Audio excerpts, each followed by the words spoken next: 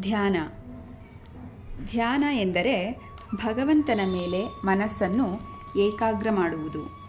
ಮನಸ್ಸಿನ ಏಕಾಗ್ರತೆಗೆ ಅದ್ಭುತವಾದ ಶಕ್ತಿ ಇದೆ.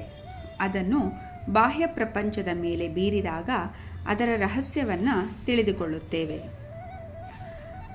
ಮನಸ್ಸನ್ನು ವಿಜ್ಞಾನಿ ಭೌತಿಕ ಪ್ರಪಂಚದ ಮೇಲೆ ಏಕಾಗ್ರ ಮಾಡಿ ಅದರಲ್ಲಿರುವ ನಿಯಮಗಳನ್ನು ಕಂಡುಹಿಡಿದಿರುವನು.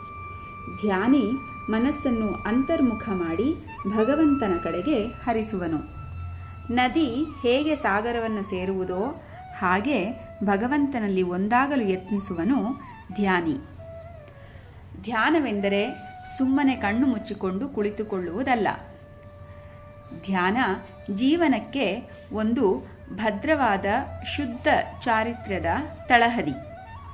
ಆಗ ಮಾತ್ರ ಧ್ಯಾನ ಫಲಕಾರಿ ಆಗುವುದು, ಇಲ್ಲದೇ ಇದ್ದರೆ ಇಲ್ಲ. ಹಲವಾರು ಆಸೆ ಆಕಾಂಕ್ಷೆಗಳ ಬುದ್ಬುದಗಳು ಮನಸ್ಸಿನಲ್ಲಿ ಏಳುತ್ತಿರುವಾಗ ಅವನು ಭಗವಂತನ ಕಡೆಗೆ ಮನಸ್ಸನ್ನು ಹೇಗೆ ಏಕಾಗ್ರ ಮಾಡಬಲ್ಲ? ಆದ ಕಾರಣವೇ ಮೊದಲು ಅವನು ದೇಹ, ಮನಸ್ಸು, ಬುದ್ಧಿ, ಇಂದ್ರಿಯಗಳನ್ನು ನಿಗ್ರಹಿಸಬೇಕು. ಶುದ್ಧ ಚಾರಿತ್ರ್ಯವೇ ಅಸ್ಥಿಭಾರ. ಧ್ಯಾನದ ಕಟ್ಟಡವನ್ನು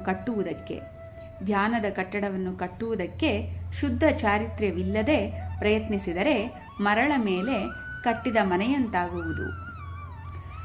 ಧ್ಯಾನ ಮಾಡುವುದಕ್ಕೆ ನಿರ್ಜನ ಪ್ರದೇಶ ಅವಶ್ಯಕ.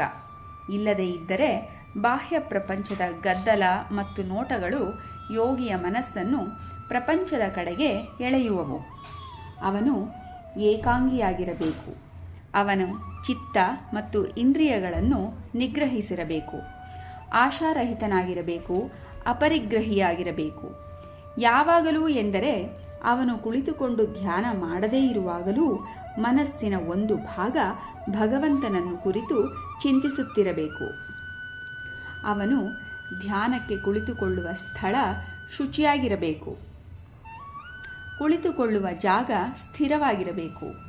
ಅದು ಅತಿ ಮೇಲೂ ಇರಕೂಡದು ಅಥವಾ ಅತಿ ಕೆಳಗೂ ಇರಕೂಡದು.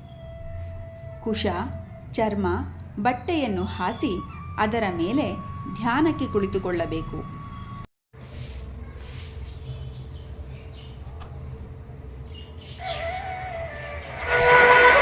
ಗೀತಾ ಭಾವಧಾರೆ ಸ್ವಾಮಿ ಸೋಮನಾಥಾನಂದರು ಬರೆದದ್ದು.